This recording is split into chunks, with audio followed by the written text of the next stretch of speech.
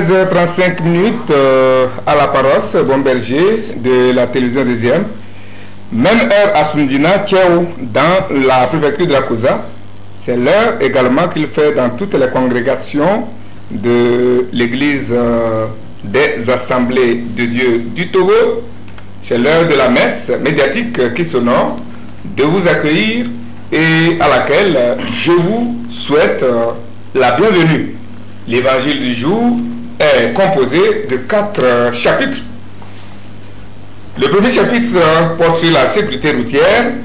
Le ministre de la Sécurité et de la Protection civile, le général Yerk Damiham, dit non au désordre sur nos routes. Éducation, le ministre des Enseignements, Komla Kokorko Dodi, harmonise la tenue vestimentaire en milieu scolaire à compter de la rentrée prochaine.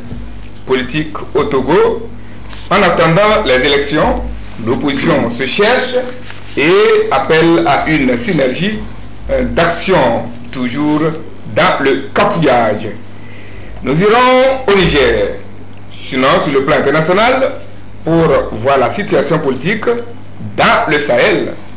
Coup d'État au Niger, arrestation de l'opposant Ousmane Sanko au Sénégal. Tous ces chapitres à dérouler avec 2 co-célébrants de cette messe, de la gauche vers la droite et dans l'ordre de leur arrivée, de ma gauche à votre droite et de ma droite à votre gauche, Jacques Diakouti, journaliste, chroniqueur, analyste socio-politique, le directeur général de la radio de l'Évangile JVA, Jésus vous aime. Ça c'est à gauche. À ma droite, un frère, un honorable et un compatriote, Abbas Kaboua. Il est le président du mouvement républicain centriste, des républicains centristes MRC, à qui je souhaite la cordiale et fidèle bienvenue, tout en les remerciant pour leur disposition. Je bénéficie sur ce plateau aujourd'hui. Alors, chers invités, Jacques, Abbas, soyez les bienvenus sur ce plateau, dans cette messe médiatique. Merci Eric, ça fait bien longtemps. Merci pour tous ceux qui nous écoutent ce dimanche. Jacques. Merci également pour l'invitation. Quel honneur de débattre avec l'honorable Abbas Kaboua. Je voudrais souhaiter bon appétit pour ceux qui sont actuellement à table. Et bon après-midi dominical. J'espère que chacun d'entre nous, nous avons écouté sûrement les sermons de nos pasteurs et de nos prêtres. Et cela nous donne de l'occasion de pouvoir méditer, réfléchir sur notre vie, notre relation avec Dieu. Une fois encore, bon appétit et merci pour ceux qui sont câblés sur la chaîne TV2.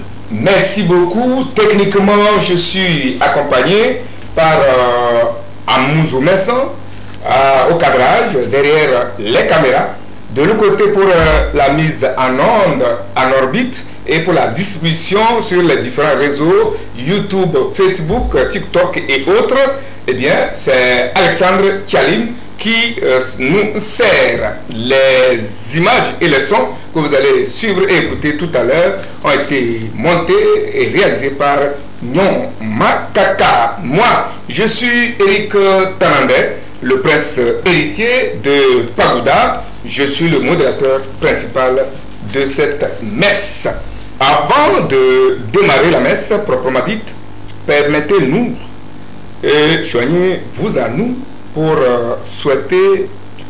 présenter les condoléances les plus attristées aux familles du préfet du Golfe, Djinefa Atabou, qu'il a plu à Dieu Tout-Puissant de rappeler à lui hier que la terre lui soit légère, également à celle de l'ancien président ivoirien entre 1993 et 1999, Henri Konan Bédié, qui a été lui aussi rappelé à Dieu.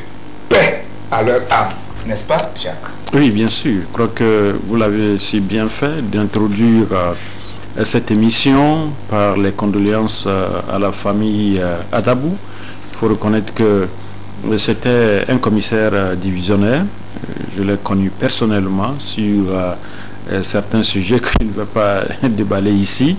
Et je voudrais sincèrement présenter mes condoléances les plus attristées à la famille et également au corps de la police au Togo, au ministre de la Sécurité, sur le décès effectivement du préfet et également à son parti, UNIR, qui vient de perdre également un de leurs militants. Vous avez parlé de la Côte d'Ivoire également. Mes condoléances les plus attristées à la famille Ari Konan Bédié, à tous les Ivoiriens, toutes les Ivoiriennes qui vivent sur le sol togolais et à l'étranger et à Abidjan. Les condoléances les plus attristées. Vous savez, quand vous perdez un être cher, ça fait très mal. Souvent, quand ça se passe comme ça, on se dit, mais le silence est primordial lorsqu'il y a ce genre d'événements. Donc, une fois encore, les condoléances les plus attristées au préfet et à la famille également, Ari Konan Bédié. Je vous l'ai dit, nous avons l'honneur d'avoir sur ce plateau un honorable. Il n'est pas là pour le compte de l'Assemblée, mais il est à son titre en tant que président du MRC. Alors, mon président, bienvenue sur ce plateau une fois encore. Merci. Et paix à l'heure à Oui, je voudrais également joindre ma voix à celle de vous deux, Eric et Jacques, pour dire mes condoléances d'abord à nos amis ivoiriens. HKB, comme tout le monde avait l'habitude de l'appeler, HKB à l'époque. Pourquoi? Parce que les cigares qu'il fumait étaient griffés. HKB, les couverts chez lui, tout est HKB, les verres, ses habits, c'était griffé HKB. Oui, et HKB entendu, Ari Konan Bédié. Et quand vous voyez deux HKB, ça veut dire Henriette et Henri, puisque sa femme également. C'est comme un grand couple togolais d'ailleurs, où il y a Marcel et Marceline. Mais bon, voilà un peu. Mais finalement, c'était un grand homme, mais l'ivoirité, bien comprise par certains, mal comprise par d'autres, et puis ces rapports un peu pas trop clairs avec l'armée, ont fini d'avoir raison sur lui. Et puis le coup d'état de Gueye, Robert Gueye, l'a emporté. Aujourd'hui, il rejoint également Robert Gueye, donc dans l'au-delà, et paix à leurs âmes. Et le préfet Adabou était un frère à moi. Je l'ai connu et j'étais en France, on venait pour la conférence nationale bien sûr. Donc c'est pour vous dire que je l'ai connu jeune et officier dynamique de police togolaise, très calme. Et par moment je le taquinais, j'ai dit toi tu devais être enfant de cœur dans une église au lieu d'être policier, parce que quand un problème le dépassait, il souriait. Il souriait et tout. Donc, j'ai jamais entendu quelque part qu'il ait des problèmes, sauf c'est l'année dernière, avec quelques mairies. C'est tout à fait normal. C'est dans le cadre régalien de ces fonctions. Parce que ce que souvent certains maires oublient, c'est quoi? C'est que le préfet est leur autorité de tutelle. Le préfet reste, il restera jusqu'à ce qu'on mette en place les gouverneurs l'autorité de tutelle de tous les maires, que vous soyez arabe sur le sol togolais, que vous soyez noir, russe, que vous soyez métis, que j'appelle souvent hybride, sur le sol togolais, les préfets restent et resteront les autorités de tutelle. C'est comme ça, c'est la loi de la République qui régente le pays. Donc, c'est monsieur, je ne peux que dire personne, parce que sa mort a surpris plus de... Moi, j'étais hier au volant, quand j'ai appris cela, mais j'ai dû garer d'abord. Je me suis dit, mais tiens, je crois que je l'ai vu dans la semaine, je ne sais plus, c'est mardi ou c'est mercredi, ou quelque chose comme ça. Bon, vous savez, le départ, c'est comme ça. Le grand départ, je vais dire, c'est comme ça. Ça ne prévient pas. Et ça ne préviendra jamais, ça va toujours nous surprendre. Même quand quelqu'un est malade, vous ne pouvez pas dire que dans une heure, il va partir. Dans 30 minutes, c'est faux. C'est faux. La mort est c'est imprévisible, ça nous prendra nous tous. Fait à son âme. Et mes condoléances donc à sa famille biologique. Moi, je connais, c'est pas sa couleur politique, contrairement à Jacques. Moi, je ne connais pas sa couleur politique, puisqu'il est en politique. Et je suis un législateur. et je suis un légaliste. Puisqu'il est, il est policier de métier, il est apolitique. Merci beaucoup. Merci. Il était. Bon français, voilà, sinon bon français, les gens très clairs vont se moquer de moi. Très bien. Très bien. Parler un mauvais français. Oui, et comme disent les philosophes, et plus particulièrement Platon, notre méditation doit être celle de la mort et non de la vie. De la vie. Nous devons passer notre temps, la plupart de notre temps, à réfléchir plutôt à notre fin, plutôt que de se camponner ou de se tiger sur notre présent et notre vie. Et nous devons savoir que la mort nous attend quelque part pour nous préparer spirituellement et mentalement. Alors une fois encore, paix à son âme et que sa famille retrouve également que le vide qui est créé autour d'elle, qu'il soit comblé par le Dieu Tout-Puissant, lui qui crée, qui fait, qui défait et qui refait. À présent, la messe proprement dite, préoccupée par la sécurité des populations à mal sur nos routes, le gouvernement togolais veille au grain et prend des mesures au fur et à mesure. Suite au bilan du premier semestre qui fait état de 282 décès et 4611 blessés dans 3262 accidents, eh bien le gouvernement, par le truchement du ministre ou du ministère de la Sécurité et de la Protection civile, prend ses responsabilités. Le ministre Yark Damiham, puisque c'est de lui qu'il s'agit, a été ferme au cours de la rencontre qu'il a eue avec la presse. Et donc voici les commentaires à travers ce qu'on a fait de la revue de presse.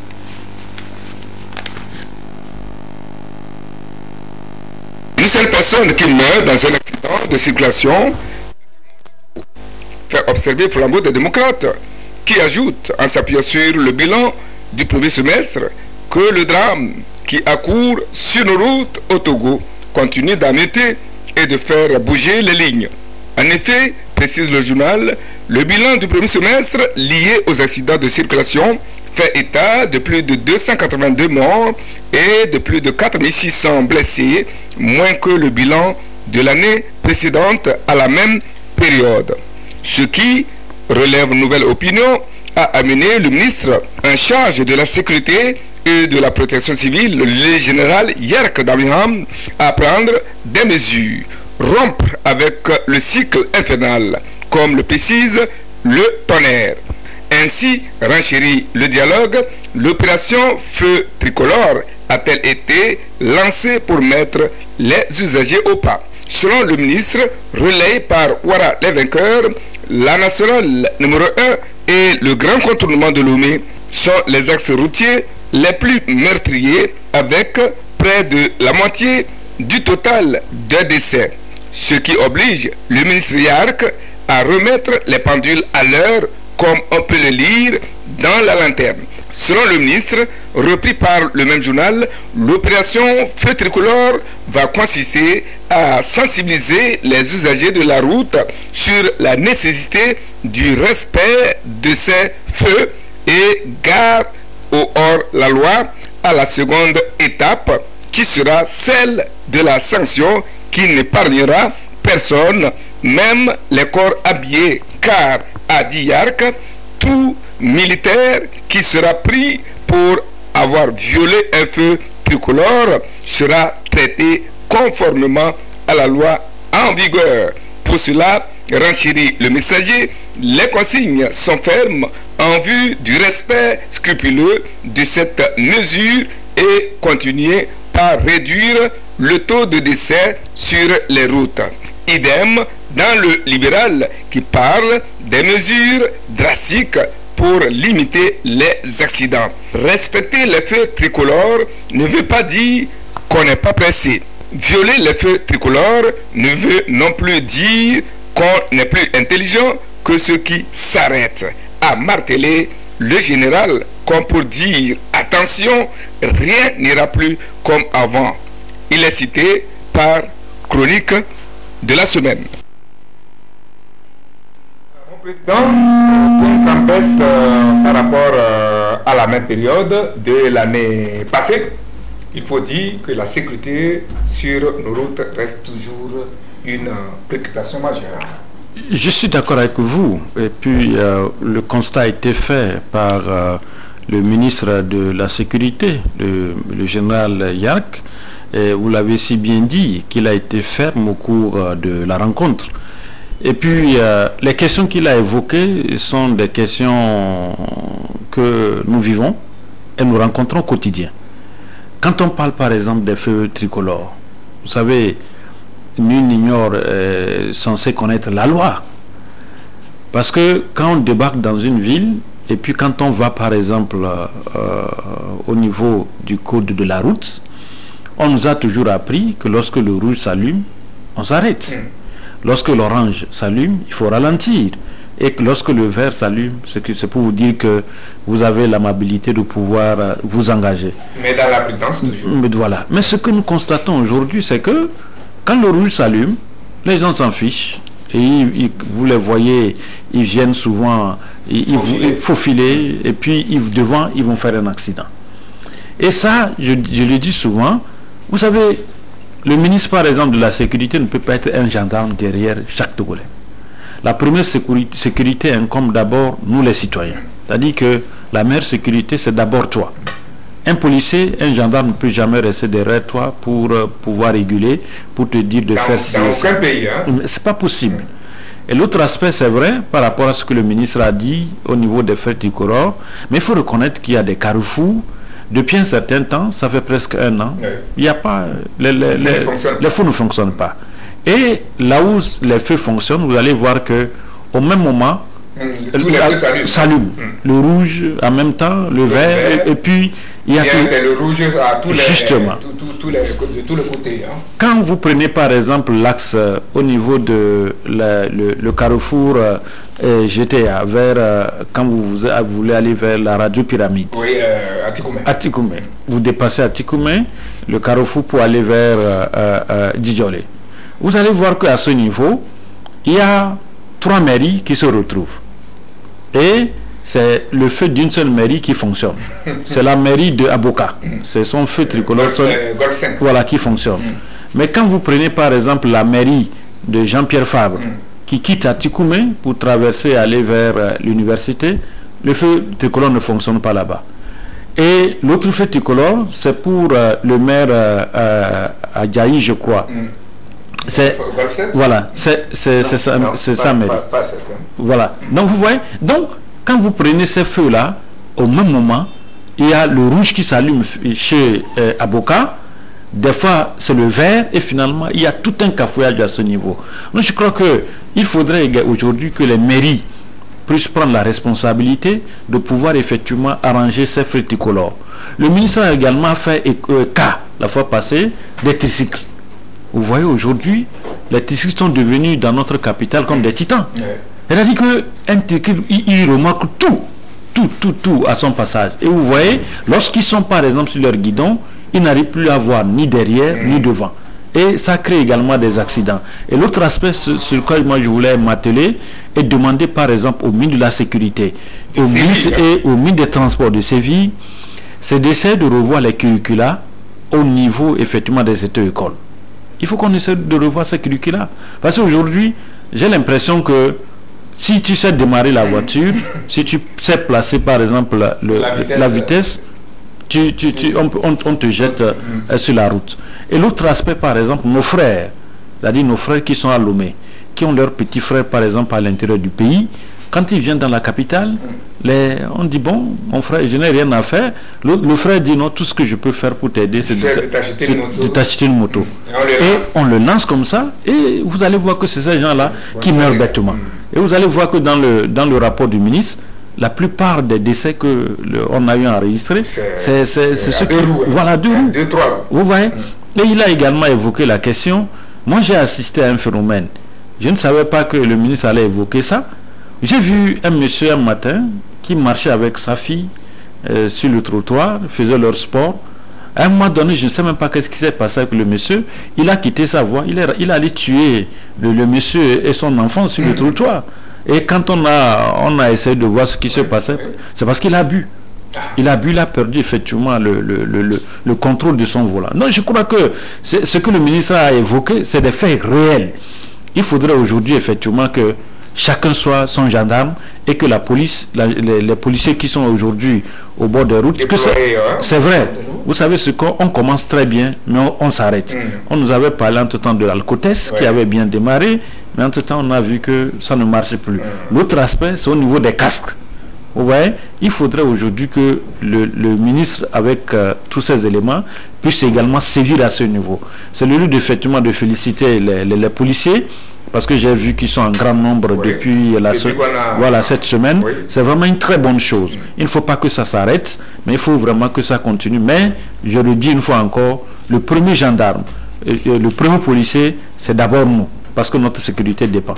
Oui, honorable, vous savez, ça doit vous dire quelque chose. Comment expliquez-vous le fait que de plus en plus, nos routes, et quand vous regardez bien les accidents, c'est sur les routes bien améliorées qu'il y a plus d'accidents. Comment on peut expliquer? Je ne me souviens pas si c'est ici ou bien ailleurs que j'ai dit que les gens, hier, nous tous on criait qu'on n'avait pas de route, qu'on n'a que des crevasses. Nous roulons dans des crevasses, dans des trous.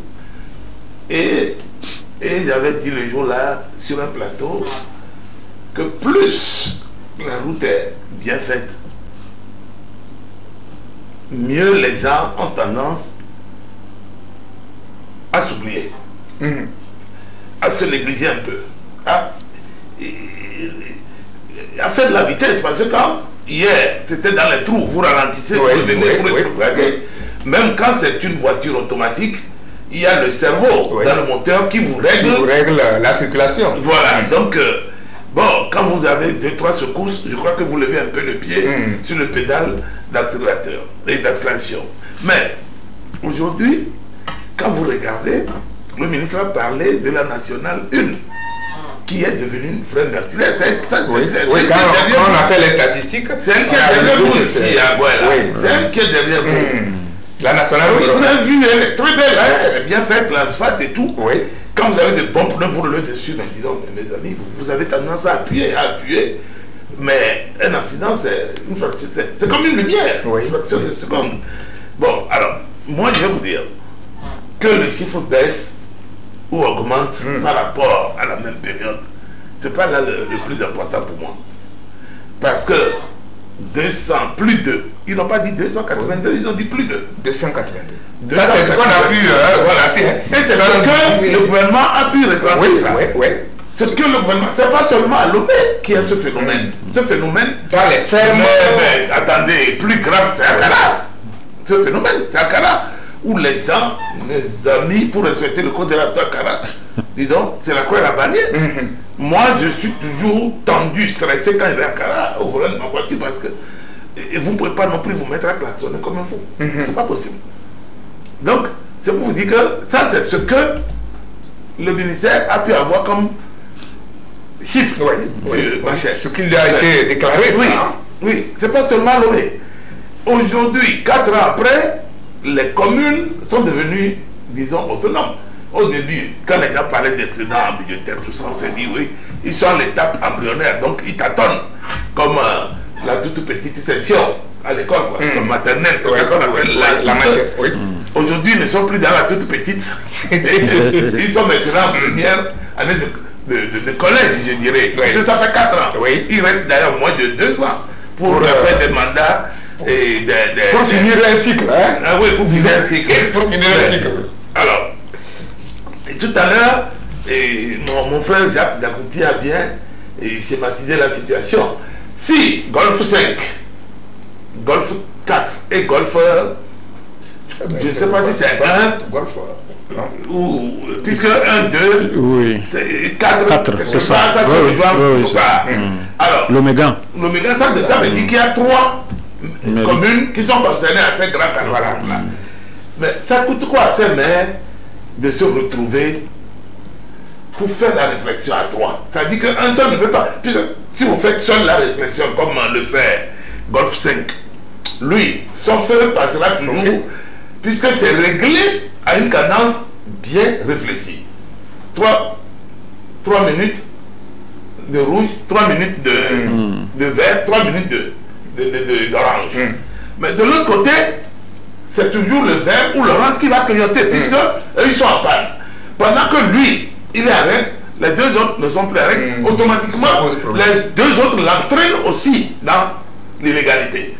Voyez-vous, donc, il faut que ces maires soient interpellés pour qu'ils se retrouvent ensemble, parce que la loi n'a pas interdit au Togo de faire ce qu'on appelle la coopération intercommune. Ok? Pour travailler. Vous voyez? Mais ce n'est pas que quand c'est l'argent à grignoter sur les gens qui vont se retrouver. Oui. Mais ici, ils vont se retrouver, ils vont parler. C'est aussi l'argent. Peut-être que ça va permettre de créer une nouvelle taxe. Puisqu'ils veulent des sous. L'État est en train de se désengager complètement. On les laisse l'autonomie de gérer, mais seulement c'est catastrophique. Toujours, il faut le dire. Il faut le dire que nous avons cru qu'on avait affaire à des gens quand même qui pouvaient gérer les autres, mais ils sont dans le dilatoire, dans tout ce qui est, et comment vous appelez ça, superflu et tout. Et oui, mais je reviens pour dire que 282 décès c'est trop, 4611 blessés, plus de, c'est trop également, et 3600, vous vous rendez compte pour ce pays, petit rectangle de pays, 3600 et 11 ou quelque chose. Non, 62 accidents. Quand vous repartissez ça de façon machine, le pourcentage, il est élevé. Ce n'est pas bon. On peut se retrouver à plus d'une dizaine d'accidents par... Je voudrais également féliciter le ministre de la Sécurité, son collègue des Transports maritimes, terrestres et aériens. Il n'y a pas que deux ministres, hein. C'est-à-dire qu'ils sont plus de 29, je crois. Bon. Une trentaine. Moi, je ne connais même pas certains. Parce qu'on a nommé d'autres. Après 48 heures, ils sont venus. Je ne peux pas insulter quelqu'un. Non, pas du tout. Est-ce que je peux insulter le BIC du président? Non, pas du tout. Je ne peux pas insulter le BIC du patron. Donc, je ne connais plus les chiffres exacts. De même que certains membres du gouvernement, même, ils grattent la tête, ils ne connaissent pas le nombre de députés que nous sommes. C'est pour vous dire le pays dans lequel nous vivons, quoi. Mais ils ne sont pas que deux ministres. Si chaque ministre prenait sur lui de faire le point de façon trimestrielle ou semestrielle, comme le font ces deux ministres-là depuis qu'ils ont pris fonction, chaque fois, le général Yal sort, il fait le point. Si tout le monde faisait son travail comme cela, chacun des Togolais et Togolaises sentiront qu'il y a une certaine conscience qui nous guide. Voilà. Par exemple, je prends le ministère des Affaires sociales. L'État togolais met à la disposition de ce département des tonnes et des tonnes de riz chaque année pour les indigents. Mais il faut bien qu'on sorte pour nous dire, parfois, vous retrouvez ces riz-là sur les marchés, les gens vendent. Mais il faut qu'on sorte pour nous faire le point. Combien, ça nous permet même de savoir combien d'orphelins nous avons. Là, vous êtes bienvenue. Vous comprenez? Là, vous êtes bienvenue sur ce plateau. Ah oui. Là, c'est vrai que vous n'êtes pas ici au nom de l'Assemblée. Non. C'est votre rôle, hein, Jacques. Nous savons. Nous, on n'est que des témoins oculaires. C'est votre rôle, quand ça ne va pas, d'interpeller. Est-ce que combien de fois Abbas Kaboua a interpellé? La preuve, je le dis ici, non? Si je ne l'avais pas dit là-bas, je n'allais pas le dire ici. D'accord, allons-y. Ouais. Vous avez vu qu'il y a des membres du gouvernement, parfois, quand on les interpelle, et compte tenu de leur agenda, etc., parce que vous ne pouvez pas convoquer un ministre et il vient comme ça. C'est pas possible. Non. Il y a un chef de gouvernement qui rencontre le patron de l'exécutif, c'est le président de la République. Vous comprenez? Donc, ça descend. Ça ne fait pas comme ça, mais ça descend. Les institutions descendent. Quand l'Assemblée interpelle, c'est le bureau de l'Assemblée qui écrit au gouvernement. Oui. Non, pas à l'intéressé. Ah, au gouvernement. C'est que Dieu dit, il faut bien que vous allez intéresser que c'est lui-même qui est allé s'asseoir là-bas. C'est pas son poulailler. Mon frère, c'est pas son poulailler. C'est au gouvernement, vous écrivez, et le gouvernement, c'est le chef du gouvernement. C'est lui qui est le chef de l'administration togolaise. Donc, quand lui réceptionne, dans ses rencontres hebdomadaires avec le chef de l'État, il rencontre que bon, il y a l'Assemblée qui intervient et il faut que le patron donne le feu vert. Mais en attendant que le patron donne le feu vert, il faut qu'on envoie le dossier complet au patron qui attribue à ses services juridiques de voir est-ce que c'est conforme par rapport au sujet pour lequel. Parce qu'il y a des sujets sur lesquels nous, députés, nous n'avons pas compétence. Voilà. Donc, je reviens au problème des accidents. Oui. Et c'est une bonne chose, il faut continuer comme ça. Et maintenant que le ministre il touche du doigt la chose, et que nous savons à peu près d'où ça vient. C'est les deux cas. Il y a les feux que les gens ne respectent pas.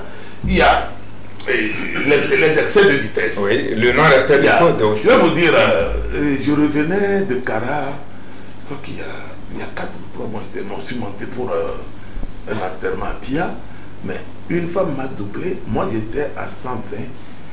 Vous savez, je suis un vieux chauffeur, donc je conduis depuis 1979. Donc, j'ai regardé mon tableau. Parce qu'à partir de mon tableau, je peux vous fixer, vous, à peu près. À quelle allure vous allez. À quelle allure vous allez. Puisque si je suis à 120, et vous me doublez. et il me dit donc, tenez-vous bien. Elle m'a doublé avec une grosse caisse. La mienne a damé un peu comme ça, mais j'ai regardé, je suis à 120. J'ai dit, mais cette femme doit être à 170, 180 à l'heure. Une dame. Soyez-vous. Une dame au volant. Seule. Qu'est-ce qui l'a fait courir comme ça? J'ai pensé à ses enfants. Je me suis dit, je vais la poursuivre. Oui, pour la rattraper. Pour la rattraper. Et voir. J'ai pas pu. Quand elle a constaté que je m'approchais trop, elle a encore... oh là là, oh mon ami, elle écrasait l'accélérateur. Ben, je l'ai laissé partir. Seulement, j'ai prié pour que Dieu vraiment la couvre. Parce que j'ai pensé à ses enfants. Oui, elle aussi a pensé à ses enfants qu'elle voulait retrouver. Tout. Mais je vous dis que j'étais surpris. Donc il y a les excès de vitesse. Et maintenant, il y a quelque chose qu'on n'a pas dit. Et qu'on ne dit pas suffisamment. Ce sont les téléphones au volant. Alors qu'aujourd'hui, nous avons ce qu'on appelle les voitures de nouvelle génération. Ce sont des véhicules intelligents que nous conduisons. Vous avez tout dans le volant. Oui, oui. Vous connectez les boutons. Vous recevez votre appel. Quand votre téléphone sonne, vous voulez recevoir, vous appuyez. Oui, allô, oui. Oh, écoute, je te rappelle tout ça. Mais vous parlez sans décrocher. Oui. Et vous raccrochez, vous décrochez, vous raccrochez à partir du volant. Bon, ça c'est un. De deux, vous faites comme moi. Vous ne décrochez pas au volant. C'est tout. C'est quand vous garez que vous regardez les appels en absence et vous rappelez les gens. Il y a le téléphone également. Maintenant, je crois que le ministre doit réviser aussi les amendes.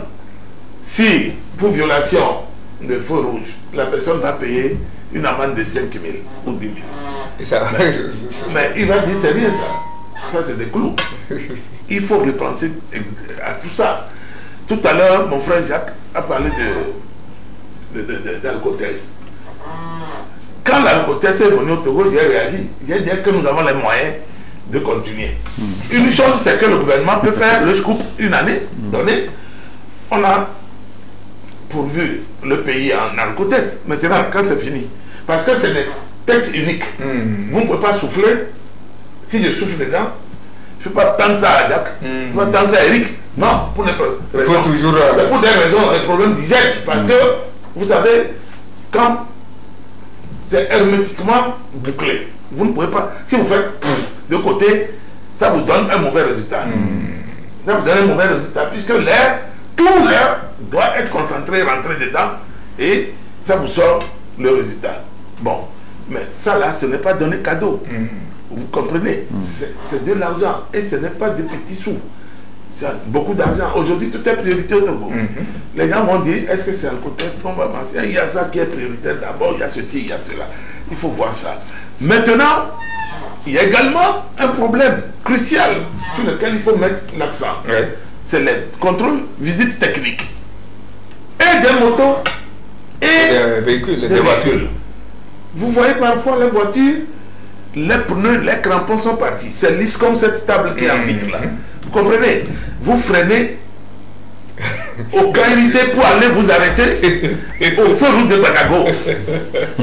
Quand vous freinez au feu rouge de Kairité, le temps d'arrêt, la voiture s'arrête seulement au feu rouge de Bagago. Pourquoi? Parce que c'est tellement lisse et surtout partant de pluie, quand vous avez de mauvais pneumatiques, partant de pluie, quand vous freinez, il n'y a plus de crampons. Le système de cramponnage n'existe plus. Donc, Donc la voiture, il va jusqu'à quand il veut, il cale. Il y en a même qui ne changent pas leur patin.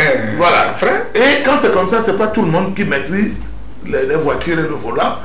Quand c'est comme ça, il faut revenir en frein moteur. Ça veut dire vous revenez en première vitesse et vous levez les pieds sur la brette. La voiture fait comme des soubresauts, il s'arrête. C'est comme ça. Mais il y a tout ça et le service de transport routier doit remettre sur le tapis le contrôle là. Il faut sillonner. C'est-à-dire que quand vous ne pouvez pas sortir, vous avez vu la cadence avec laquelle on change les séries. Je crois que nous sommes déjà BM. Dans une semaine, nous serons à BN. 1000 voitures, 1000, hein. 1000 voitures, nous passons dans l'autre série. Attention, c'est pour vous dire, dans une semaine, la série M va atteindre 1000. Et nous allons à BN. BN. N. Vous comprenez? Mais si le transport routier fait ses statistiques, il verra que si nous avons 1000 voitures en 2 mois ou bien en 1 mois, combien reviennent faire leur vie technique? Il y a un problème. Ça aussi, on peut avoir un fichier où il faut interpeller directement les gens. Parce qu'aujourd'hui, tout le monde travaille avec ordinateur et tout ça là. Et les gens sont en train de moderniser leur service et tout. Bon, on peut vous interpeller par un petit message. Pour vous rappeler, c'est comme les banques le font. Quand vous tombez, vous avez le signal que la maison doit être... Ou quand vous êtes débité, on vous signale en même temps. Je termine donc en ajoutant que moi j'ai toujours dit, il y a quelques années de cela, j'ai travaillé dans le comité interministériel sous le premier ministre Edem Kodjo, où il était question que les motocyclistes passent le permis A. Quand vous prenez le carnet de permis, ça commence par A. C'est le premier des permis. Bon, il était question qui porte le chasuble avec le numéro et trucs dessus. Il était question de casque intégral sur la tête. Et j'avais proposé à l'époque, dans le comité interministériel là, que ce n'est pas seulement le conducteur seul qui devrait porter le casque. C'est les deux. Imaginez, regardez mon geste. Je suis comme ça sur la moto. Je vois l'obstacle, je freine celui qui est derrière moi. Selon la vitesse que je roule, quelle que soit la vitesse, la personne doit me toucher. Imaginez un peu que je suis monté à 60-70 avec une moto. Attention, 60-70 à l'heure avec une moto, c'est une grande vitesse déjà. Alors, la personne est projetée dans le vide. La personne vous traverse, vous qui êtes devant. Donc, et ça arrive, hein, ça arrive. Avec la moto, le casque, c'est quoi? Le casque vous protège. Quand je parle de casque intégral, ce n'est pas le casque qui a la corde sous le menton. C'est faux. Ça, c'est la mort même, ça. Parce que quand vous chutez sur une moto, c'est le menton qui part d'abord ou bien la nuque. Donc, vous laissez votre cervelle par terre. Donc, ici, un casque intégral, c'est comme ça. Complètement fermé. C'est pas avec la corde. Vous ne pouvez pas parler. Ça vous bloque. Et quand vous regardez dans le casque, derrière là, au niveau de la nuque, c'est bien renforcé. Voilà. C'est pour cela que ceux qui font des motos en Europe, c'est une obligation. Vous prenez l'équipement complet, les coudes, les genoux et tout. Ce qui fait que quand les gens chutent, vous avez vu ceux qui font les motocross, ils sont complètement couverts. Donc je dis et je souhaite vivement que le ministre de la Sécurité ramène cette affaire de casque pour le passager. Il l'avait rappelé il y a de cela. Le casque pour le passager. C'est-à-dire, ce n'est pas l'homme de 2 milliards qui va accrocher un deuxième casque sur sa moto. Si vous-même, vous savez que c'est votre mode de transport, vous ne prenez pas les taxis. C'est des milliards que vous prenez tous les jours. Prenez votre casque. Vous avez votre casque dans la main. C'est vrai, les gens vont se moquer de vous 3 jours. Il n'a pas de... Vous savez, le Togolais, c'est ça. Le Togolais se moque de l'autre. Il dit que mais vous allez devenir la risée pour 72 ans. On dit il n'a pas de moto, mais il a une casque. Il a un casque. Mais c'est rien, c'est votre vie que vous sauvez et vous protégez comme ça. D'accord. Jacques, une dernière question pour vous par rapport à ce sujet. Depuis le 31 juillet, vous l'avez dit, devrait commencer, je crois que ça a commencé, un contrôle strict au feu tricolore. Cette opération a-t-elle effectivement eu lieu selon vos observations? Oui, c'est pourquoi je disais que je voulais sincèrement féliciter les policiers, parce que depuis un certain temps, je crois que c'est la nouvelle recul là, ils sont un peu partout dans les coins et recoins de la capitale. Il faut reconnaître qu'ils font vraiment un bon travail. Et ils sont vraiment patients par rapport à la régulation de la situation. Je crois que ce que le Ronab disait tout à l'heure, vous savez, c'est comme si quand on construit de nouvelles routes au Togo, c'est comme si on creuse encore les tombes. C'est ce que nous constatons, parce que les gens meurent. Vous voyez, est-ce qu'on va accuser l'État de construire les nouvelles routes? Pas du tout. C'est pour notre bien. Moi, je crois qu'il faudrait que nous puissions prendre conscience. Le ministre a parlé également la fois passée des motos qui n'ont pas de rétroviseur. Oui, et c'est vrai, pas seulement des tricycles, oui, même des motos.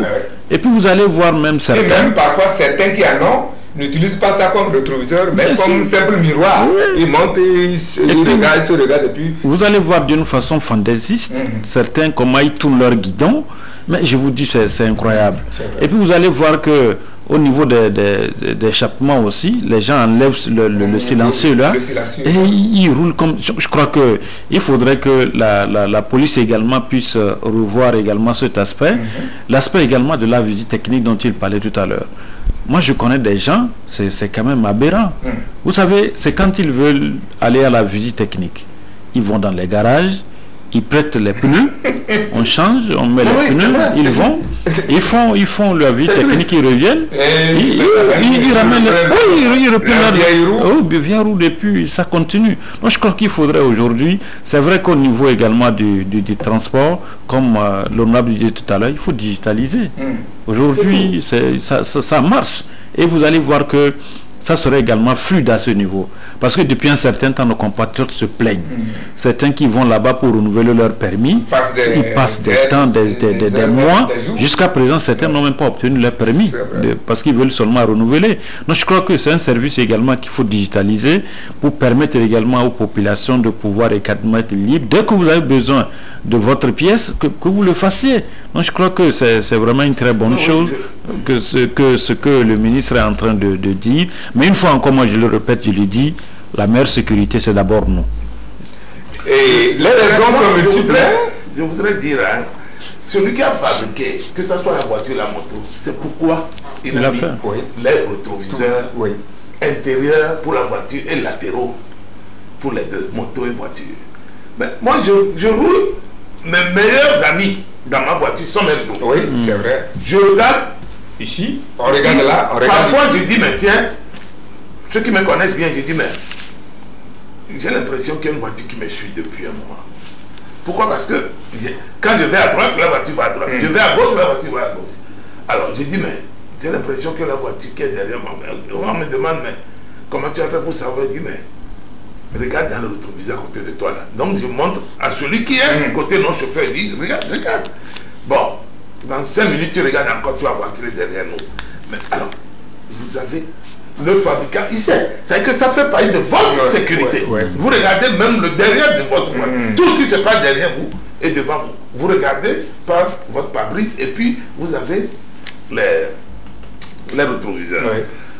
Pour les jeunes, oui, il faut un travail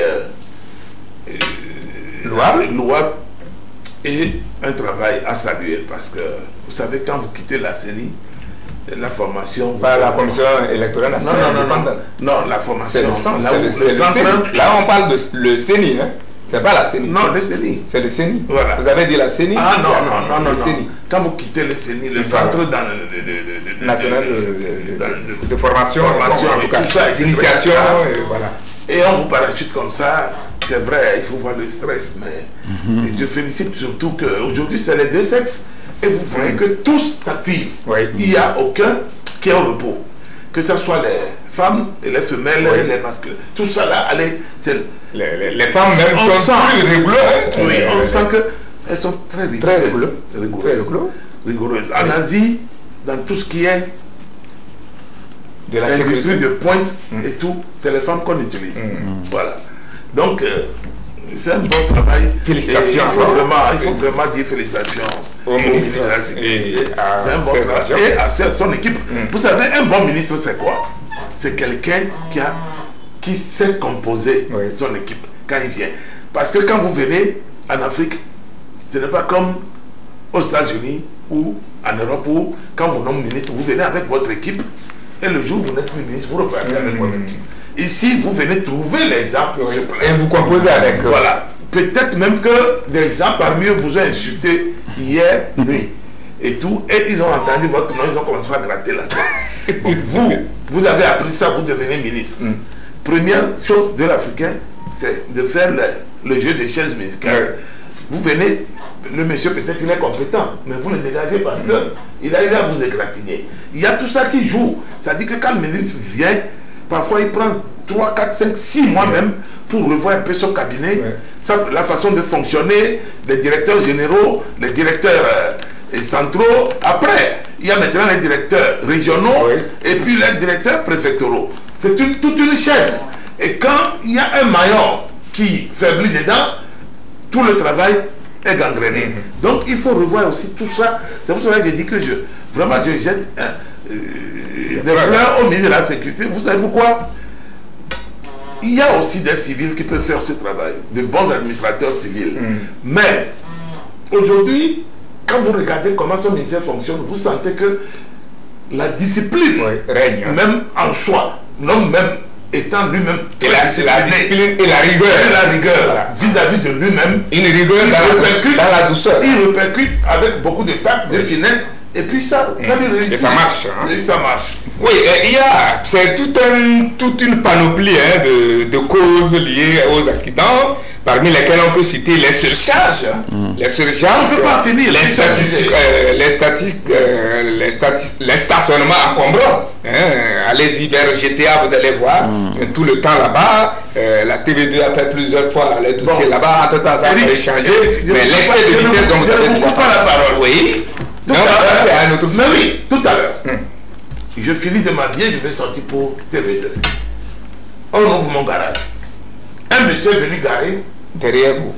Non, comment derrière moi? Je dis, on ouvre moi mon garage. Je dois sortir de chez moi. Il a garé devant mon garage.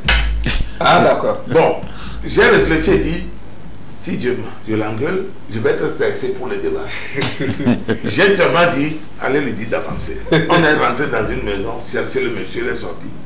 Il ne m'a même pas présenté des excuses. Il a poussé un peu de 3 mètres. Et moi, j'ai fait mon créneau pour partir. Vous venez garer devant un garage. Vous ne pouvez pas faire ça en Europe. Ça dit que la voiture est enlevée immédiatement et déposée à la fourrière.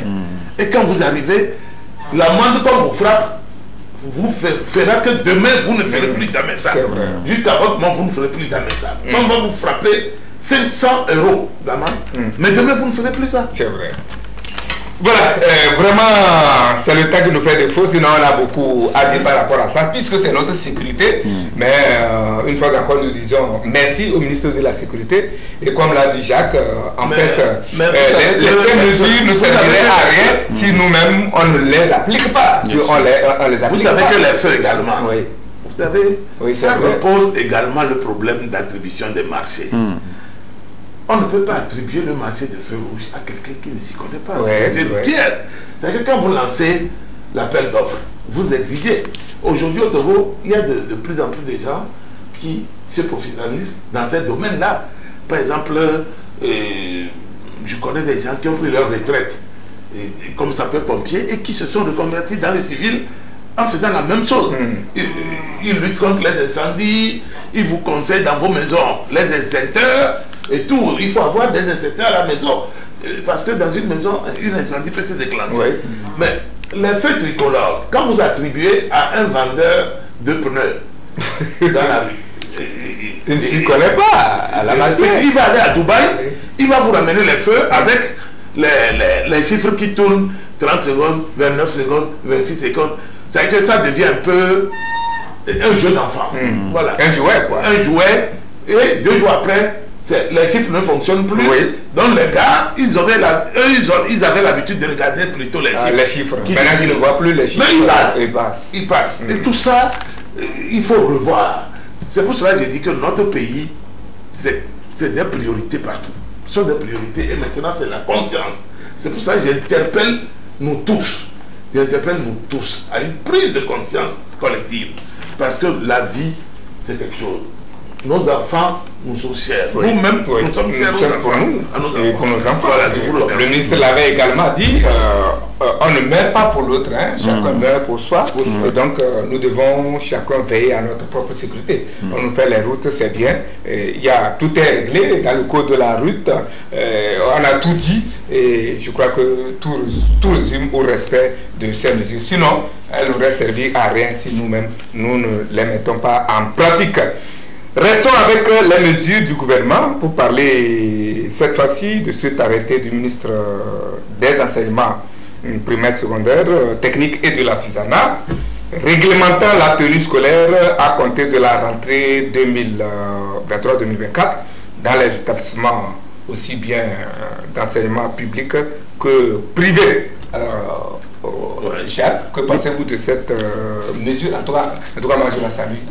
Non, je crois que c'est une bonne chose parce que quand vous prenez d'autres établissements, vous voyez des enfants, certains qui portent par exemple le jean, d'autres portent le kaki, ça ne faisait pas tellement l'harmonie au niveau des écoles. Vous savez, dans d'autres pays, jusqu'à comment on appelle, disons au lycée, oui, au lycée. C'est les culottes que les gens portaient, ils mettaient le kaki dessus. Mais aujourd'hui, je crois que ça a beaucoup évolué.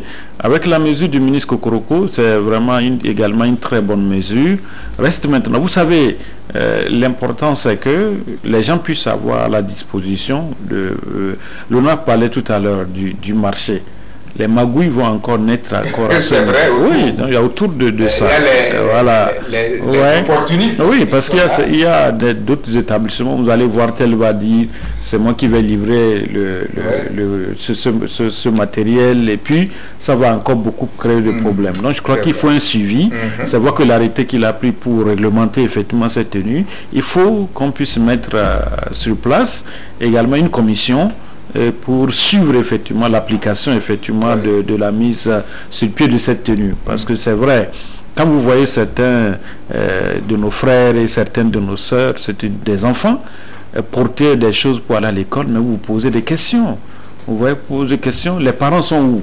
Donc je crois que tout ça là, c'est la responsabilité d'abord également des parents que nous sommes, de pouvoir effectivement chercher un bon tailleur qui puisse vraiment faire une très bonne tenue à nos enfants, que les tenues ne puissent pas exposer nos enfants. Parce que plus ça expose nos enfants, plus nos enfants également auront des problèmes. Parce que vous savez, quoi qu'on dise, ce que l'œil voit, c'est ce que la pensée apprécie. Vous voyez, donc je crois qu'il faudrait faire tout pour que cette mesure-là puisse passer.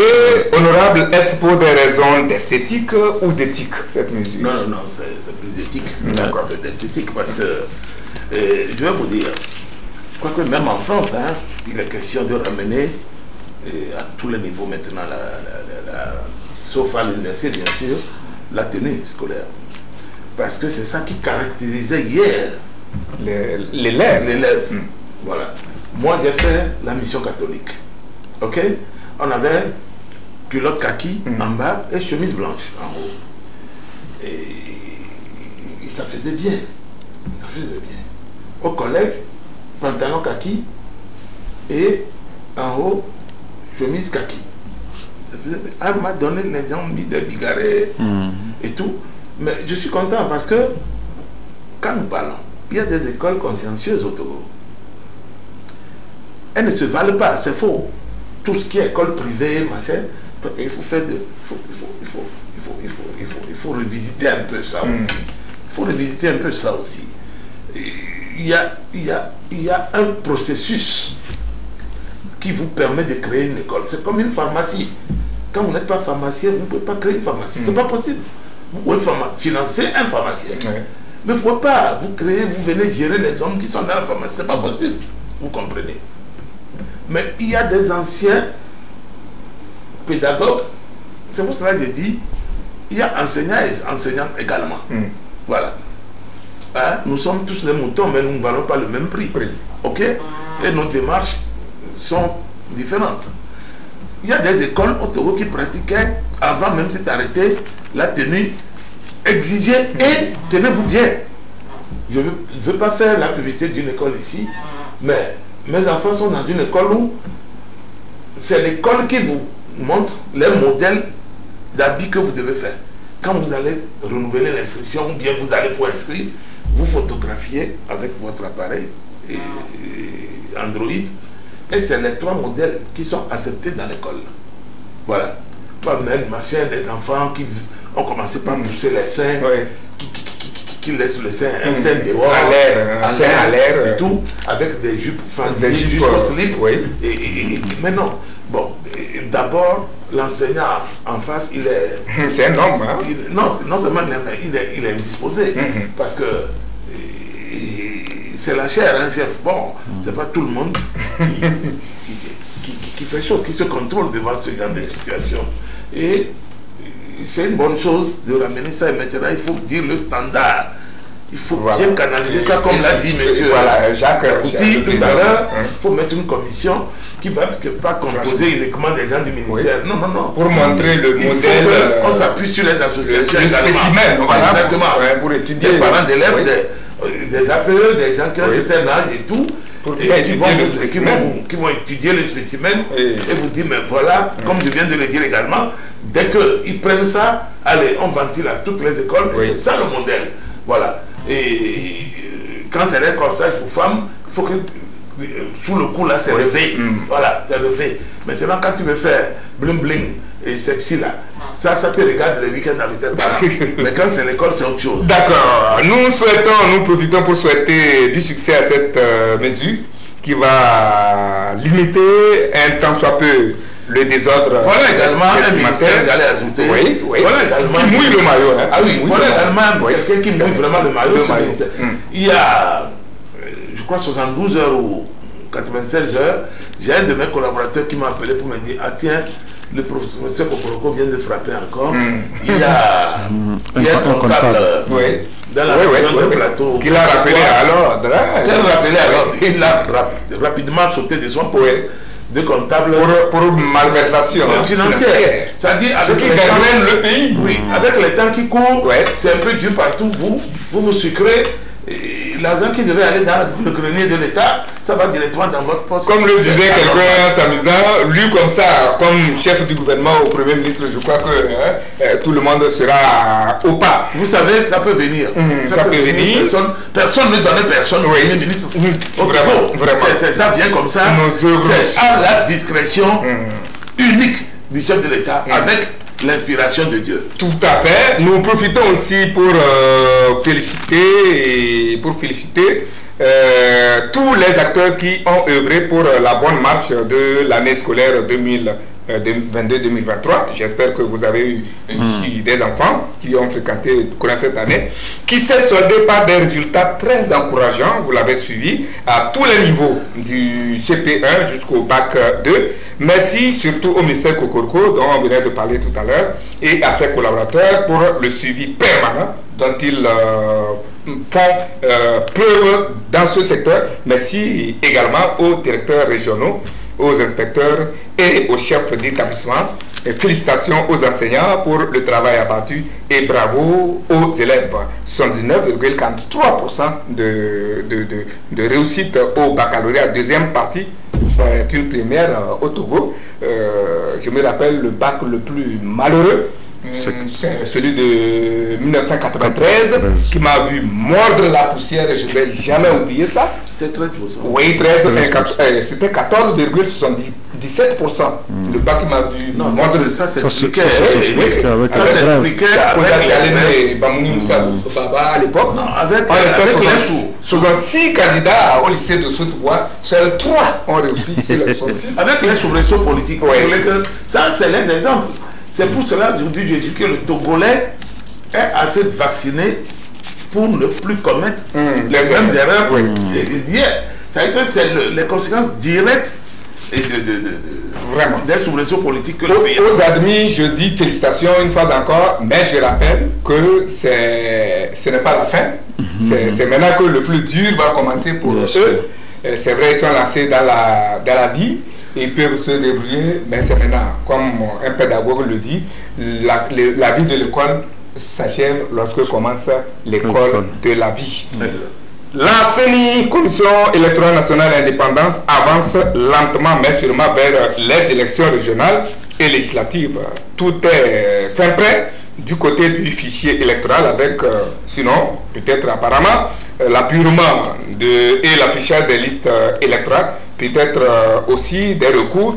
Voyant la tempête s'approcher, l'opposition, entre-temps, sans nouvelles, commence par sortir de son sommeil dogmatique.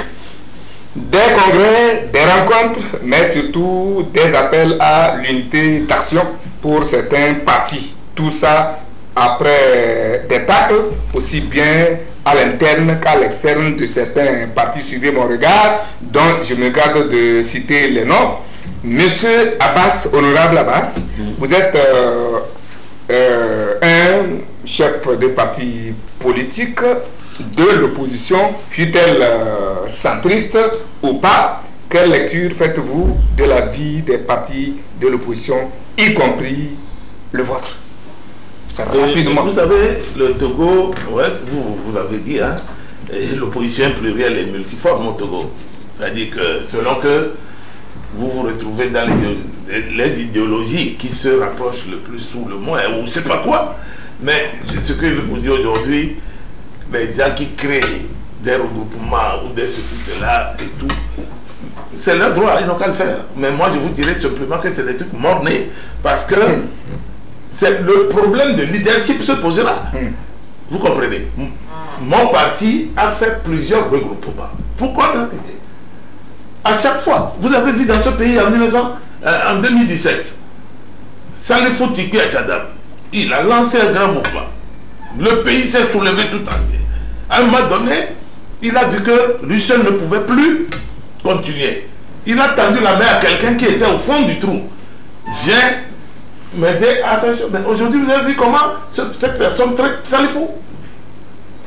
Vous avez vu et vous pensez que ça va marcher. Ce pays-là, ça ne marchera pas. Avec les histoires de leadership, quand vous allez dans une réunion d'opposition avec les autres, ce que vous dites, des gens sortent parce qu'ils veulent se retaper une nouvelle santé de 4%. Il faut escamoter ce que les gens disent et tout. Je fais allusion justement à ce qui s'est passé au CPC la dernière fois. Mais voilà, les gens disent qu'il faut reprendre le recensement dans la zone 1. Oui, je tape ma poitrine. Je ne suis pas une hybride, je tape ma poitrine. Mais moi, Abbas Kabwa, j'ai pris la parole, ça je le reconnais également. J'ai dit, mais les 3 zones se valent. Le pays est subdivisé en 3 zones. Zone 1, zone 2 et zone 3. Nous avons connu les mêmes problèmes. Voilà. Moi, j'étais à Dani quand les opérations, donc la date butoir expirait. J'ai même supplié pour qu'on puisse faire la carte à une femme enceinte. Le chef de bureau a refusé jusqu'à... Je l'ai appelé sur le balcon et je lui ai dit, je vais appeler expressément M. Dago parce qu'il était 16h moins 5. La dame est déjà assise devant l'appareil. Tu vas la laisser partir avec le balcon. Tenez-vous bien, il a réfléchi. Quand j'ai dit je vais appeler ton patron à Lomé, bon, il dit exceptionnellement à cette femme. Quand la dame a pris sa carte là, c'est comme si elle venait de gagner. Je ne sais pas si elle venait de gagner au loto.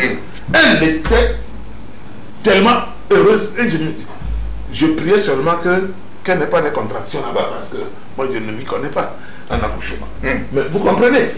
Mais maintenant, les zones se valent. Vous venez, vous dites que non, il faut faire seulement là où vous pensez que vous pouvez avoir la chance de sortir le maximum de députés. Et les autres, ce sont des animaux qui sont des moutons. Soyons sérieux. C'est un pays, on ne sera jamais d'accord sur ces genres de déviations et tout, qui sont comparables un peu à l'ethnocentrisme. Voilà. À la xénophobie, à la haine contre l'autre qui n'a pas la même peau, ou bien qui ne parle pas le français châtié que les gens sont allés apprendre de par leur maman ou de leur papa. Soyons sérieux. J'ai dit que les 3 zones au Togo ont les mêmes problèmes. J'ai dit ça le jour-là. Ça, c'est un. j'ai continué en disant que nous sommes aujourd'hui à l'étape de l'apurement. La CENI faisait l'apurement. Et que les chiffres que nous donnait le ministre d'État n'est pas le président de la CENI. Hein? Non, de la Sénat, CPC. Ah non. Le jour, il va être le président de CPC, mon parti, nous on va quitter. Le jour, le ministre de l'administration territoriale va être le président. Il est le rapporteur. Et pourquoi il est le rapporteur? Il est membre du gouvernement. C'est le gouvernement qui a créé ça. Aucun parti politique n'a créé. Aujourd'hui, ANC pense que c'est une bonne chose. Hier, ils ont dénoncé ça avant de venir. Mais c'est là où je vous dis que l'opposition togolaise même ne sait pas ce qu'elle veut. Vous comprenez? Mais j'ai dit le jour-là, ce sont les chiffres provisoires. Souffrez que je vous donne quelques chiffres. Région maritime, 1 768 307 électeurs. Région des plateaux qui fait la zone de moins d'1 million. Zone 3 jusqu'à Savane, moins d'1 million. Vous trouvez ça normal? Est-ce que vous trouvez cela normal? Parce qu'il y a eu le recensement général où nous, les politiciens, nous ne sommes pas suffisamment impliqués. Puisque là-bas, les gens pensent qu'il n'y a pas d'envie, s'il n'y a pas à manger, les gens ne sont pas sortis. Mais aujourd'hui, nous avons des problèmes. Les gens sont sortis de façon anormale. Bon, maintenant, vous avez la chance d'avoir déjà ici 1 million et plus. Ça vous fait plus de un tiers de... Ou bien même plus de la moitié. Oui. Presque la moitié ou la moitié. Mais, s'il y a reprise, attendez que la CENI finisse l'apurement. Il y aura la période d'affichage et maintenant de recours. Des recours. On fait les recours. Et dans cette période-là, nous les politiques, en rang uni, nous relançons au niveau du gouvernement qu'on nous ajoute encore 2 ou 3 jours. Pourquoi les gens veulent à chaque fois faire des scoops? Je vais être clair. Les gens ont eu 36 députés dans ce pays.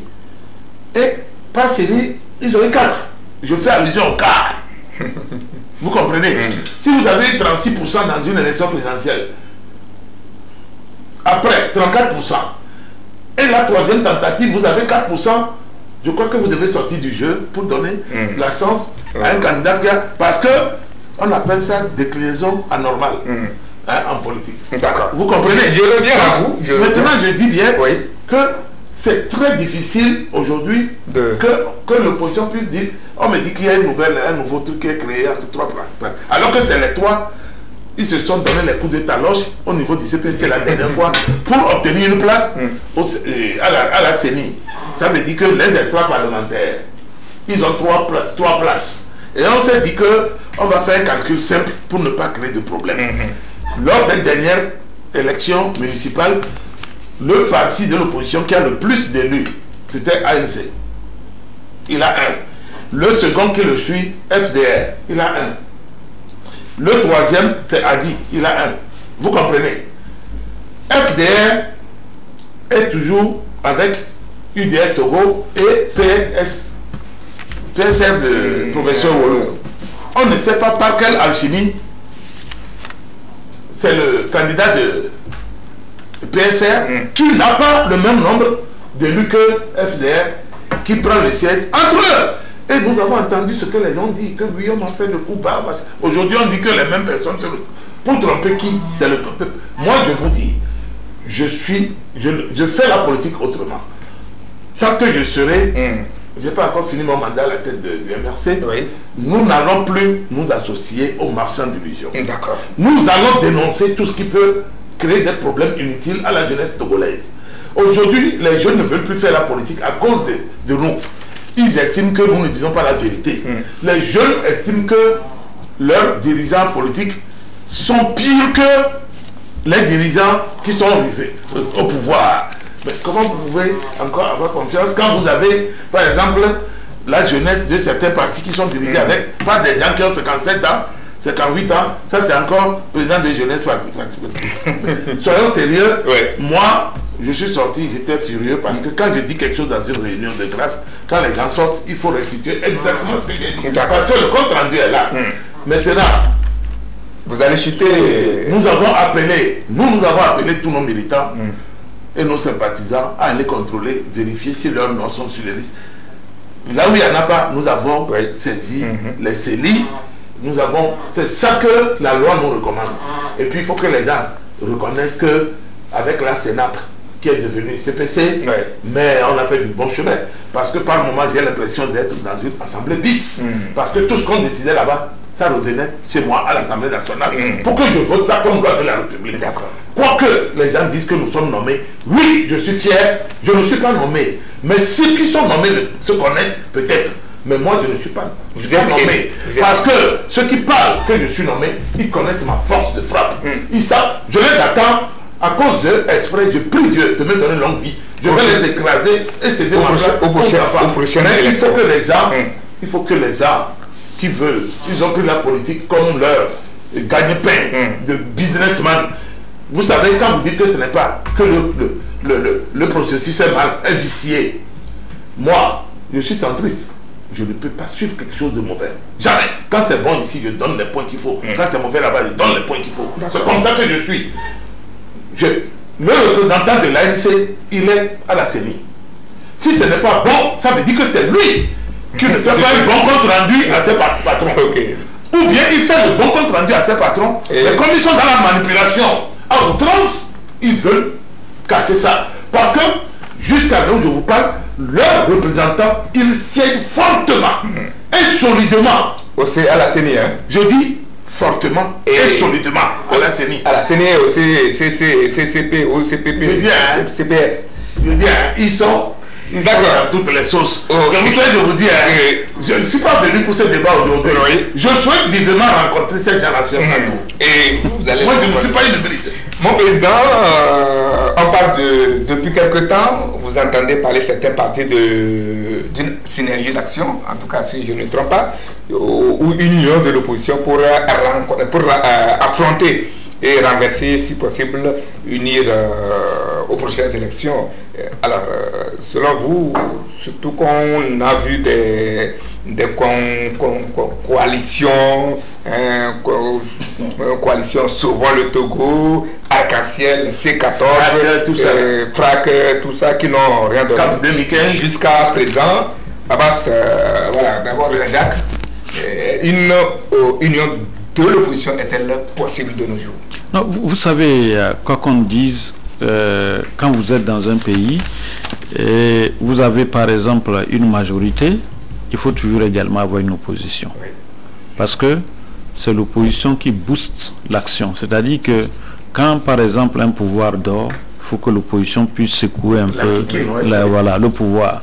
Donc, lorsque vous êtes dans un pays où l'opposition ne fait pas son travail, c'est pas bien. Ça, il faut le reconnaître. C'est un peu quand même dommage.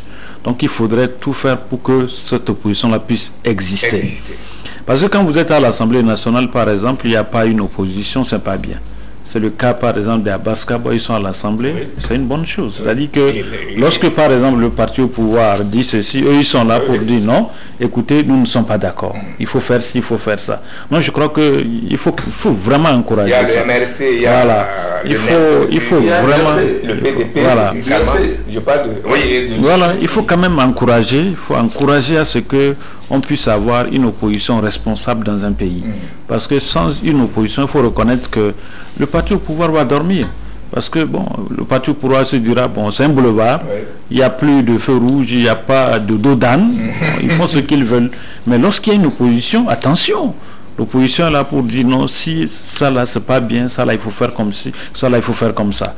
Et puis quand vous parlez par exemple de regroupement, mais écoutez, c'est elle-même qui non mais écoutez, non, le problème c'est quoi? Le problème c'est que mais il faut laisser les gens, c'est-à-dire que nous sommes en démocratie. Si les gens veulent se regrouper, il ne faut pas les interdire de se regrouper. L'essentiel est que ça puisse marcher. Vous voyez, il faut que ça marche. Lorsque ça marche, je crois que ça sera effectivement du bonheur de ceux qui se sont regroupés. Mais l'autre aspect, c'est que il ne faut pas se regrouper et entre-temps encore se faire encore les coups bas dans ces regroupements. Parce que c'est ce à quoi nous assistons tout le temps. Il y a des regroupements, vous les voyez, le matin ils sont bien, mais la nuit après, mais c'est l'extérieur interne. Donc je crois qu'il faudrait aujourd'hui que les gens soient responsables dans les regroupements qu'ils sont en train de faire. Et l'autre aspect, il faudrait effectivement que le pouvoir également qui est en place favorise effectivement le climat pour qu'on puisse avoir également une opposition. Là, je crois que ça, c'est vraiment une très bonne chose. L'Assemblée nationale, il y a une opposition à l'Assemblée. Aujourd'hui, vous avez vu qu'il y a des mairies qui sont occupées également par l'opposition et la société civile. Je crois que c'est vraiment une bonne chose. Vous voyez, je crois que l'exercice même du pouvoir commence par là. Lorsque vous êtes, par exemple, au niveau de ces mairies, en tant qu'opposant, vous exercez, et après, vous allez, par exemple, au niveau de l'Assemblée nationale, ou vous montez, par exemple, la magistrature suprême, je crois que c'est une bonne chose. Donc, je crois que si le Togo a également aujourd'hui une opposition et un parti au pouvoir, je crois que ça ne fera que le bonheur, effectivement, de nos populations. Un gros sujet à croquer, mais le temps qui nous est imparti est en train de s'en aller. Nous sommes déjà dans les arrêts de jeu avec l'indulgence de la technique, mais on va l'esquisser tout de même. La situation n'est pas du tout réluisante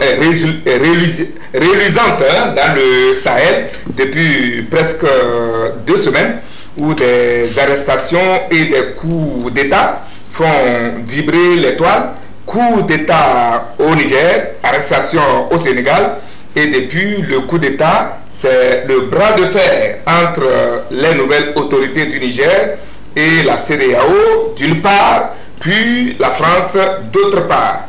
Un ultimatum avait été lancé par la CEDEAO et la France aux nouvelles autorités du Niger pour ramener Mohamed Bazoum, déguerpi depuis le mercredi 26 juillet dans son fauteuil au plus tard ce dimanche. Et depuis là, c'est des tirs croisés de propos, aussi bien sur les réseaux sociaux que au sein de la presse, dont je voudrais bien vous proposer la revue, mais je pense que nous allons plutôt consacrer ce temps à mes invités au débat. Alors, comment trouvez-vous l'attitude, M. Abbas, honorable, de la CEDEAO et de la France dans cette affaire de coup d'État au Niger? Je vais vous dire, la CEDEAO, pour moi, c'est comme l'opposition togolaise, pour moi, parce qu'on ne sait pas exactement ce qu'elle veut et là où elle va. Et, oui, on y va. Juste. Mais quand vous regardez le président en exercice de la CEDEAO, il vient d'être fraîchement élu. Je ne pense même pas qu'il s'est imprégné de comment ça fonctionne et on lui a confié la présidence. Quand vous regardez le tâtonnement, mais je suis surpris qu'à ce niveau-là, il n'a pas lu même les tests de son propre pays qui est le Nigeria pour savoir qu'il ne peut pas envoyer des forces nigérianes hors des frontières du Nigeria si son Sénat ne l'autorise. Mais c'est là où c'est fantastique. C'est-à-dire qu'il a parlé d'envoyer des forces pour déloger les putschistes, mais le Sénat du Nigeria vient de le démentir. Je le contredis que il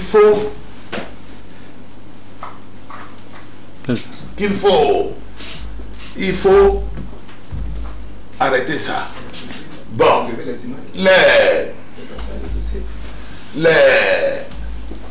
l'Assemblée nationale du Sénégal, je crois, hier était également en plénière pour débattre également. Je crois que là-bas aussi, ça fait flop. Pas question d'engager les... Beaucoup de pays doivent tenir compte de cela parce que dans nos constitutions, le chef de l'État ne peut pas engager le pays comme ça en guerre. Comme ça là, non, c'est pas possible. Non.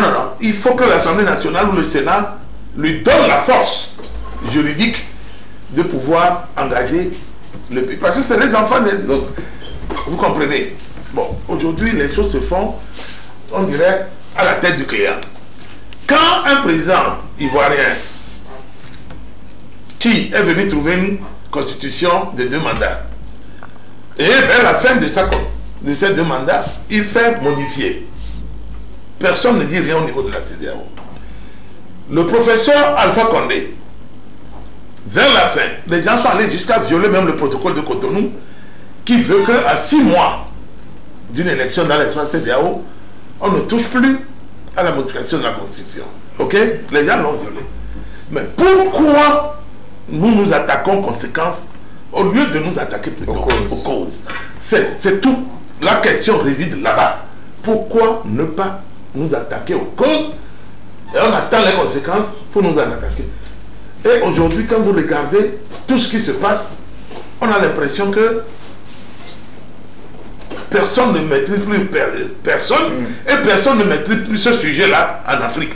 Parce que moi, j'ai été hautement effaré et surpris que la CEDEAO fasse appel à Idriss Déby. Comment il s'appelle? Je ne connais même pas son prénom. Du Tchad, là, le deuxième Déby. Déby, du Tchad. Etno, c'est lui, Etno. Non, c'est son père qui était Etno. Mais il vient, on dit qu'il est le médiateur. Médiateur en quoi? Je ne vois pas. Est-ce que vous pensez que... Un putschiste aussi. Oui, mais est plus grave, un imposé. Un imposé. Un imposé. Et il va aller dire quoi là-bas? Il va aller faire quoi là-bas? Et c'est quand, vous savez, après, vous démêlez les fils, vous voyez que les Américains ont leur mot à dire là-bas.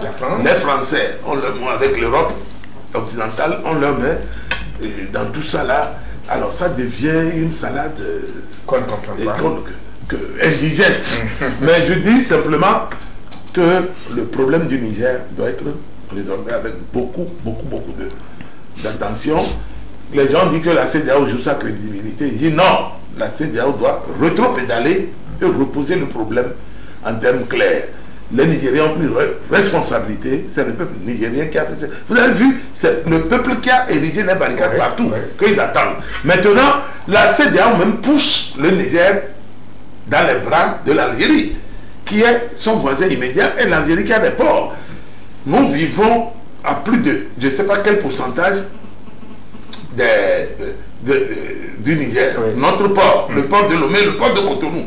Je ne vais jamais accepter que nous amusions comme ça dans ces choses-là parce que c'est extrêmement complexe. On nous a dit que l'ambassadeur du Niger au Togo est rappelé alors qu'ils ont plusieurs ambassadeurs dans le monde entier.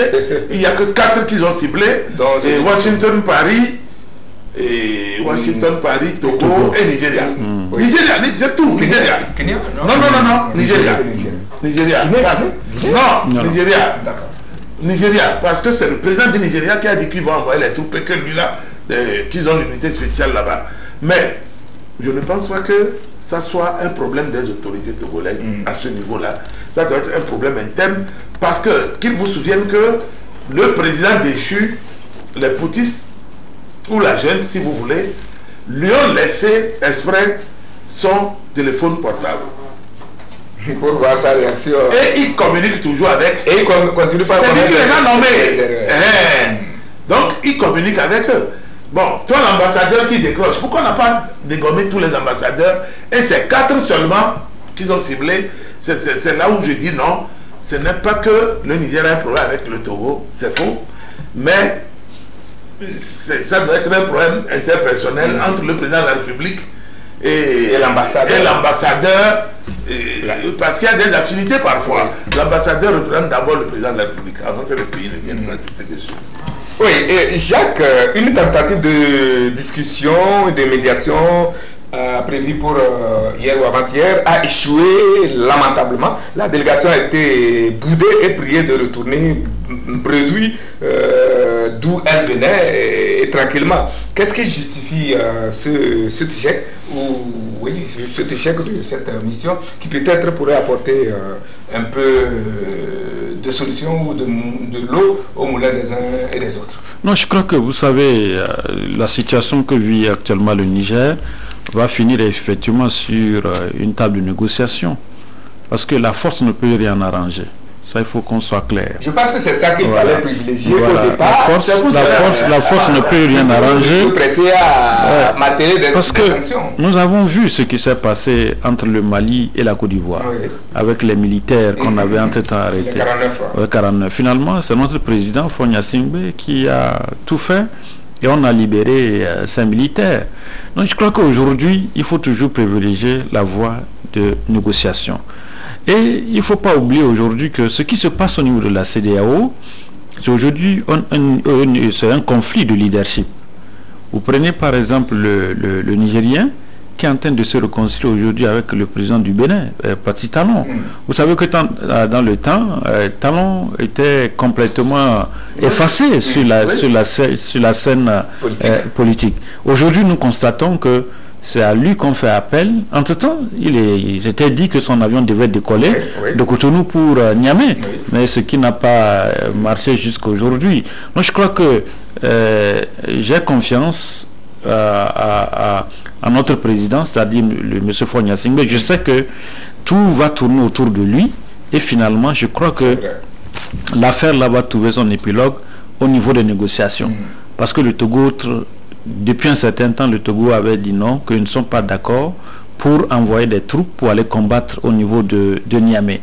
Comme l'honorable le disait tout à l'heure, vous savez, vous prenez par exemple le port de Lomé, vous prenez le port de Cotonou.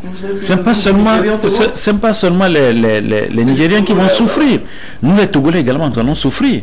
Ça, il faut le reconnaître. Parce que si le flux des marchandises qui sortent par exemple du port autonome de Lomé vers le Niger, si les flux là sont bloqués, mais écoutez, nous aurons des problèmes. Attendez, vous allez voir dans quelques jours, les Béninois auront des problèmes parce que le fil des véhicules qui sont garés vers la frontière du Nigeria, les Béninois vont commencer par crier également. Ne pensez pas seulement que c'est les Nigériens qui vont souffrir.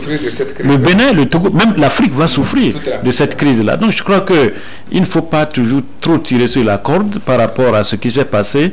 Allons vers la voie de la diplomatie, de la négociation pour régler ce problème. Et l'autre aspect, moi je serai par exemple à la place du président Bazoum, je vais faire profil blanc.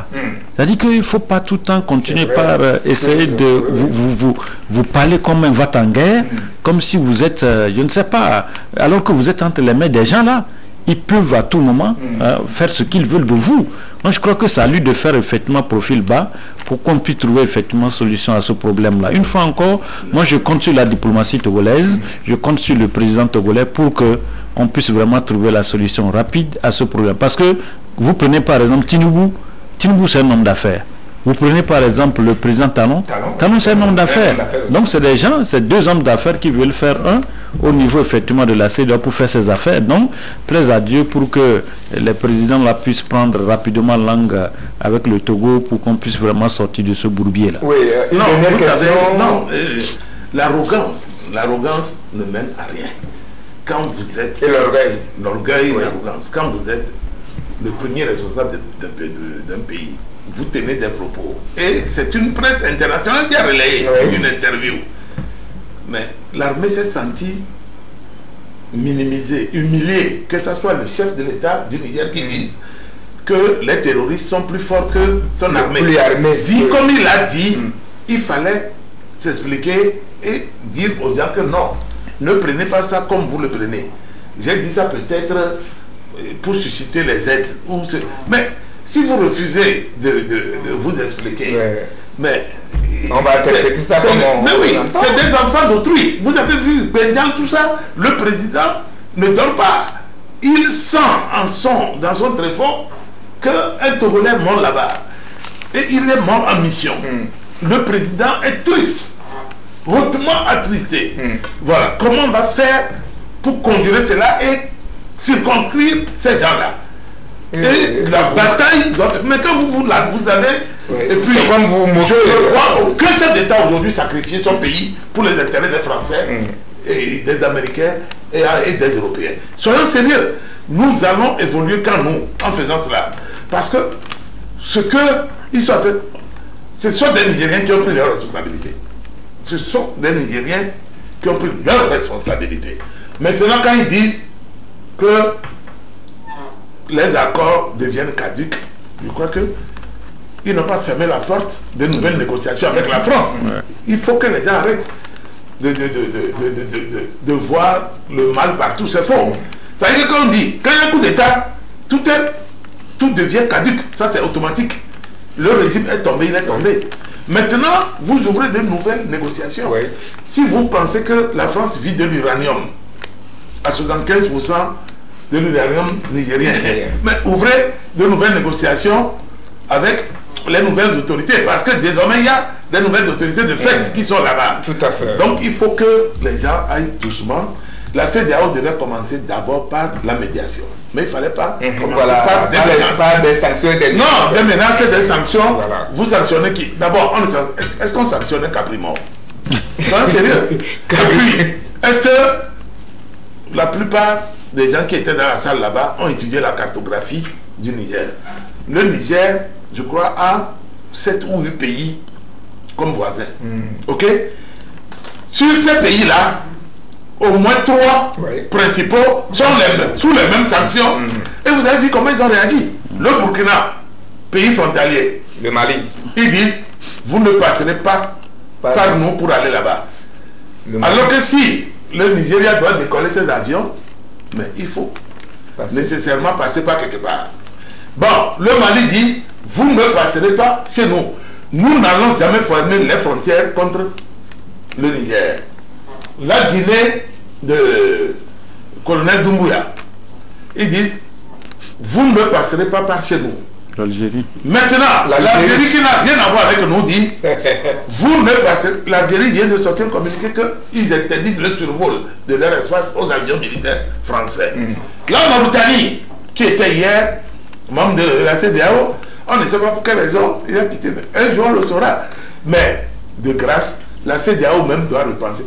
Moi, ce qui m'énerve, c'est les fonctionnaires ils gagnent anormalement l'argent de notre sueur. Parce que tous les pays cotisent. Si vous voyez les salaires dans cette histoire de CEDEAO, et finalement vous vous rendez compte que ça, c'est grave. Oui. Il faut commencer par la négociation. Il ne faut pas commencer par la menace. C'est pour cela que je dis qu'on doit en arriver désormais à s'attaquer plutôt aux causes que d'attendre que les conséquences viennent et on commence pas à jouer au médecin après la mort. Voilà, une question est là et là chacun va la méditer à sa manière. Quelle que soit l'issue de la médiation ou des négociations, pensez-vous que l'agente ou l'agente militaire au pouvoir ou les nouvelles autorités vont vraiment accepter de rendre le fauteuil? C'est fini. Ça, c'est un point d'interrogation. C'est mal connaître les Nigériens. Et je connais ce peuple-là. Et surtout les militaires. Je dis, je connais des gens de discipline. Et puis, ce que les gens doivent comprendre, c'est quoi? Quand vous prenez le militaire togolais, au rang de colonel, général, commandant, lieutenant-colonel, commandant, capitaine, lieutenant, sous-lieutenant, adjudant, homme de rang, eux tous, ils se connaissent dans les missions. Eux tous, c'est les mêmes écoles, c'est les mêmes stages. École de guerre de Compiègne, de Paris, école d'état-major de Paris, de Compiègne. De Saint-Cyr. Non, c'est, ouais, bon, ça c'est l'école où ils sont formés, préparateur, machin. Mais ils se connaissent, ils se valent. Maintenant, c'est parce que c'est... Qu'est-ce qui vous dit que les Togolais sont meilleurs que les Nigériens? En quoi? Puisque nous sommes tous des pays pauvres, les enfants pauvres de la mère et du père pauvre. Ça veut dire que c'est un problème de moyens. Nous avons de très bonnes formations, c'est comme nos médecins, très bien formés, mais après, il faut commencer par galérer pour trouver du matériel. C'est ça le problème. Ça veut dire qu'aujourd'hui, si vous envoyez une troupe au Niger, les Nigériens vont fixer les DCA. Vous savez ce que c'est, les DCA aériens? C'est ça qui bousille les appareils, les avions à l'air. Ils vont fixer ça sur des motos. Vous suivez dans le Sahel, abattre tous vos trucs. Parce qu'eux, ils n'ont pas les véhicules de combat, mais ils vont fixer. Parce qu'eux aussi, ils tirent à ça. Ok? Ils savent tirer au Kalash. AK-47. Qu'est-ce que vous allez le présenter? Ils savent, puisque vous avez fait les mêmes stages, les mêmes techniques. On dit unité spéciale. Qu'est-ce qu'on appelle comme ça? Unité spéciale de quoi? Ça existe dans tous les pays. C'est les Américains qui ont formé tous comme ça. Unité spéciale. Vous comprenez? Il faut négocier moi, je dirais même que Bazoum, c'est du passé. Maintenant, il faut penser au devenir du Niger, les Nigériens, et faire la transition la plus courte et revenir dans la légalité. Maintenant, s'il veut revenir après, donc s'attaquer vraiment aux causes à chaque fois. C'est-à-dire, nos pays sont fragiles. C'est les causes qu'il faut gérer. Il ne faut pas attendre les conséquences pour les gérer. Vous avez vu le professeur Alpha Condé. Honorable, ça ne fait pas bien. On va cueillir un président comme ça dans son lit, en slip, on l'habille, le pantalon tombe, on prend une chemise qui est plus large que lui. Non, c'est pas vrai. Merci, honorable. Vraiment, ça. Il y a le dernier, Sanko, mais le temps. Pour Sanko, en 2 mots, je vais vous dire, il y a une affaire pénale qui est sur le tapis et il y a une affaire politique. On ne peut pas joindre les deux. Pour le moment, Sonko répond sur le plan pénal. Pour le moment, c'est ce qu'il faut que les gens retiennent. Maintenant, si Sonko pense qu'il est un candidat sérieux, il connaît les différentes étapes pour pouvoir se sortir d'affaires. Parce que quand vous êtes un responsable politique, moi je vous ai dit, moi je suis du centre. Voilà. Il y a des comportements que vous-même vous pouvez éviter. Vous allez vous faire masser publiquement. Vous avez 2 femmes à la maison. Sont quoi 2 femmes? 2 femmes, 2 belles femmes en plus. Alors, vous vous faites masser par une colgaine bien pulpeuse avec les seins pointus comme la poire en l'air et tout, mon ami. Et si vous ne pouvez pas vous contrôler, ce qui doit arriver va arriver. Vous irez en prison. Voilà. Voilà. La fille a parlé de viol. Voilà. Merci beaucoup. Mon président, vraiment merci pour votre disponibilité. Merci. Et surtout félicitations pour la chaleur. Les fidèles de cette paroisse ont été vraiment servis et bien édifiés. Vous êtes sûr? Ouais. Merci mon honorable. Non, c'est moi qui vous remercie. Vous savez, merci à chaque fois que je viens à TV2, j'ai une pensée très pieuse pour notre grand frère Samuel Tchalah. Beaucoup de gens ne savaient pas pourquoi je l'appelais Empereur Sam. C'est Samuel que j'ai coupé. Et moi, je l'ai toujours appelé Empereur Sam. Samuel Tchalah. Et vraiment que Dieu l'accepte dans son royaume. Oui, il a déjà accepté. Et qu'il vous couvre ici. Merci. Parce que c'est pas facile. C'est pas facile, mais vous tenez quand même les câbles. Vous voulez que cette télévision aussi reste dans le jeu et dans le rang. Merci. C'est grâce à vous, grâce à vos encouragements, vos conseils et à tout ce que vous faites pour que cette chaîne tienne encore debout. Que Dieu vous bénisse abondamment pour vos multiples pensées pieuses à notre endroit. Merci à Mouzou Mensah, celle qui a assuré le cadrage aujourd'hui. Merci à Alexandre Tchalim. Merci à Nyon Makaka qui a assuré le montage des éléments. Je recevais donc l'honorable Abbas Kabwa. Il est le président du mouvement des Républicains centristes, c'est ça. Et puis mon frère et ami Jacques Jacouti,